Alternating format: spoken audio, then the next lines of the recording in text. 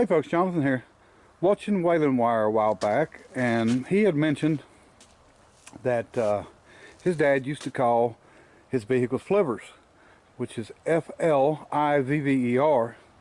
and he didn't know what a flivver was. And luckily, years back I watched a cartoon that had something about a flivver in it, and when I heard the word, I did a little research on it, and I'll actually put a link to the cartoon in the description here, but very, very good cartoon. 1930s cartoon, and I enjoy it. I like it. It's called The Metal Bird.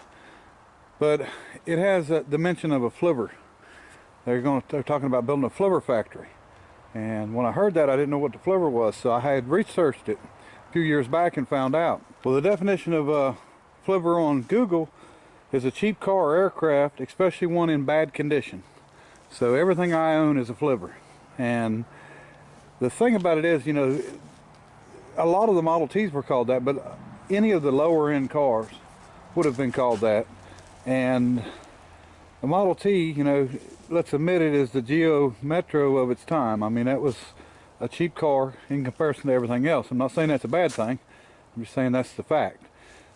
So Ford also, a lot of people don't know this, made a Ford Flivver, and it wasn't a car, it was an airplane. A lot of you will be familiar with the tri-motor, but as for the single seater Ford Flivver that was built to be the Model T of airplanes, a lot of people haven't heard of. You can do some research on it if you know it interests you, and I haven't done enough. I wanted to do more than what I've done, but I know it was built by the same people that built the tri-motor, and Ford did own the company, and I think there was 5 built, and I think when the last one crashed in Florida, went down, I think they sort of called it quits. But I think Henry Ford was trying to have the market on airplanes too, single seater. One of the rules was it needed to fit inside of his office, so when they built it, and there was a lot of people that didn't want to have anything to do with it, and you know, so I guess people just didn't realize how dangerous it was, or some of them didn't get the concept of how dangerous flying it was. But anyway, that's what a flivver is. Here's a link in the description to the cartoon. If you don't enjoy that cartoon, then you know, you might want to check your pacemaker. All right, folks, 31 Roadster. The weather has been terrible. You know, there's no way I can paint this thing. I'm just going to touch up the black some, you know, do a little bit more body work on it, and go ahead and get this thing running and driving, get the interior in it. And we can always tape up and paint whatever we got to do. So anyway, that's where we're at right now, and I'm going to, let me see, I'm working on throttle. I'm working on touching up some of the black on it, the flat black. I'm going to, I've got this panel already marked out. I just got to cut it out for the floor. And let me see, I've got the solenoid in. I've got my, working on my battery box in behind the seat. We're going to get some cables hooked up. We're going to get it where we can start it off a key. We're going to get the throttle hooked up where I can give it some gas. And one thing I'm going to do, I am going to wood grain my dash just because I want to, and because I need to practice anyway. So we're going to do that. I got a little bit of body work to do to it, not much, and we'll get on that and knock it out. Shouldn't take too long on it, and that paint, you know, dries pretty quick. The only problem I foresee is the dash, or the glove compartment lid, because these pieces are riveted on from the back side. I really can't take them off, so I'm going to have to tape them off and hope I can get in between. We'll see how that works out. And then once the floor is tied up, I can start, and you know, everything's painted inside like I want to paint, and around the edges of it here, I can start getting the interior in permanent. And you know, like I said, I'm not going to worry too much about the paint. The plans was I bought yellow paint. It was going to be canary yellow, bright yellow, and that's what I wanted to do. But I am the world's worst about, I refuse to paint a vehicle if it's not ready to paint.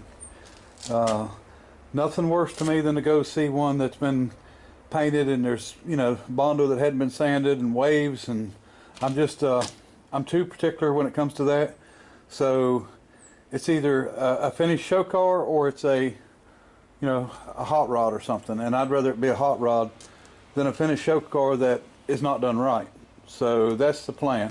So we're going to go ahead and knock this thing out, make it where we can run and drive it. We'll drive it a little bit. If we decide to, we can still paint it in the summer, or I can get somebody to paint it, because who would have thought there was differences in bags? Family Dollar, Vance Auto, the Walmart bag. I'm going to try the Family Dollar bag, since it's cheap and I'm cheaper. Alright, let me find some brown paint. We're just going to patch this in, however.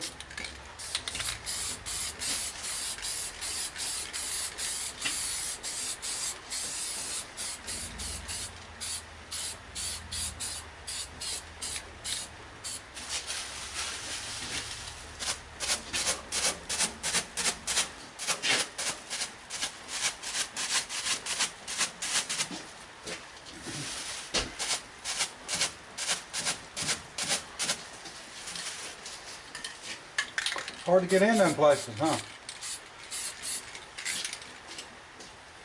I like that. I like it after put a little light back over it.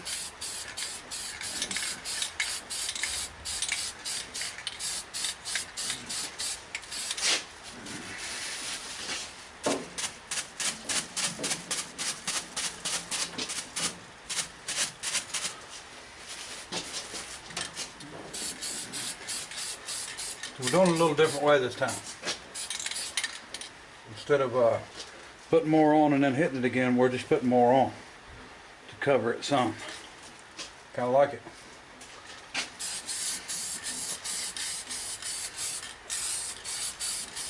And we're going to do the center because there's a chrome grate on there, and I don't remember whether you can see through it or not.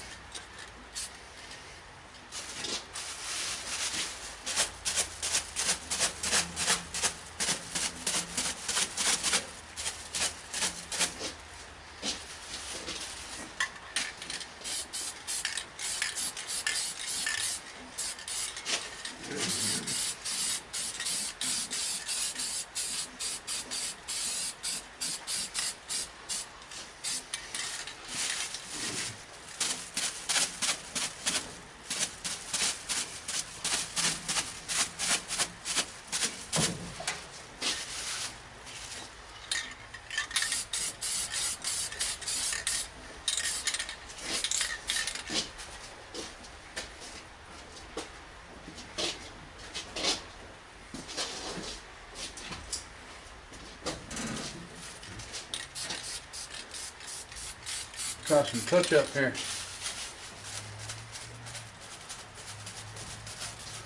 Oh yeah, no problem.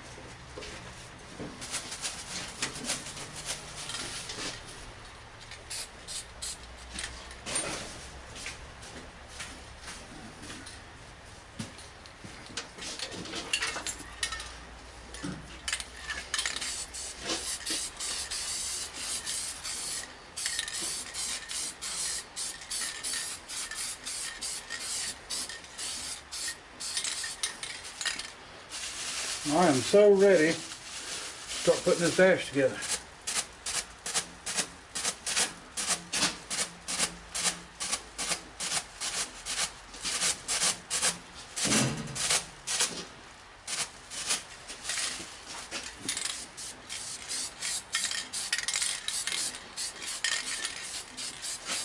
Trying to darken up that light brown a little bit.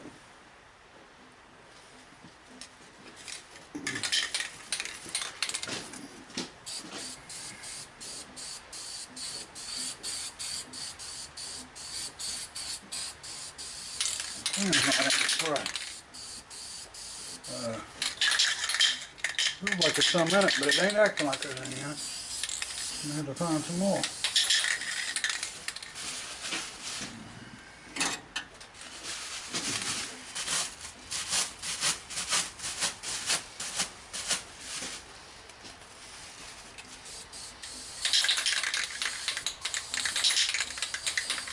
Oh yeah. Alright, let's see if we can find some more paint.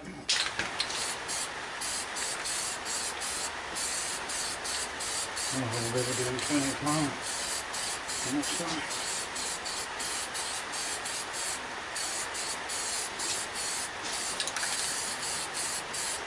You get that boat?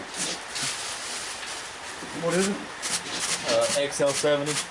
XL70? Cool. Huh. Can't get in between them. Here you go. Huh? Here you go.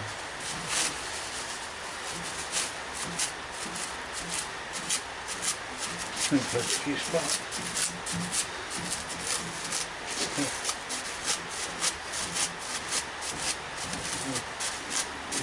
You do another lighter coat over top of them? Yeah. Okay. Yeah, and I started the Yamaha. And it showed that it had brakes and all that. And he said, "So what do you want to do, man? Even up?" I said, "Yeah, that'd be fine with me." He said, "Well, how about $50, whatever? On you give me $50, whatever." And he talked about what his is worth, and I know what his is worth, right? And he said that'll help cover my ride or whatever. What is him from? I said that's fair. Wendell? Oh, okay. No, not Wendell. He came from that's the other guy. Man, where'd he come from? He came from 40 miles on the other side of Fayetteville. Oh, okay. On the other side of Tar Heel. Yeah. So I was like, you know what? That's fair, right? Yeah. So I gave him $50 and the Yamaha for it. Alright folks, I was videotaping when I was doing that, but I noticed that the card ran out that I had in. I had a little, I think 3 gigabyte card. So anyway, it ran out, so I don't know how much of it I've got, but there it is. We're working on it. I'm trying to get it finished up here.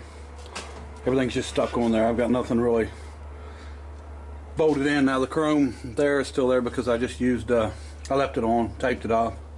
So, next, I'm going to continue to try to get some stuff mounted.